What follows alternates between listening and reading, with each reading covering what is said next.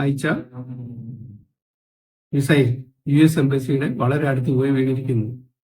അപ്പോൾ വളരെ നല്ല ന്യൂസാണ്.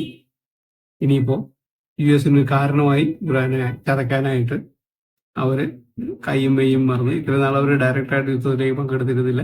ഇനി ഇതിന്റെ പരിണിത ഫലം എന്താണെന്ന് വെച്ച് കഴിഞ്ഞാൽ US നേരിട്ട് യുദ്ധത്തിലേക്ക് ഇറങ്ങാനാണ് സാധ്യത. കാരണം അവരുടെ എംബസി ഇറാൻ മിസൈൽ അയച്ചിരിക്കുന്നു. എംബസിയിലേക്ക് ഇറാൻ മിസൈൽ അയച്ചിരിക്കുന്നു. പണ്ട് രണ്ടാം ലോക മഹായുദ്ധത്തിൽ അമേരിക്കയെ യുദ്ധത്തിലേക്ക് ചാടിച്ചത് എങ്ങനെ? പേൾ ഹാർബർ ജപ്പാൻ ബോംബ് ചെയ്തു. അങ്ങനെയാണ് ന്യൂക്ലിയർ ബോംബ് അമേരിക്ക ജപ്പാനിൽ കൊണ്ടിട്ടുണ്ട്. അപ്പൊ ഇതും അതുപോലൊരു തുടക്കം ആണെന്ന് തോന്നുന്നു.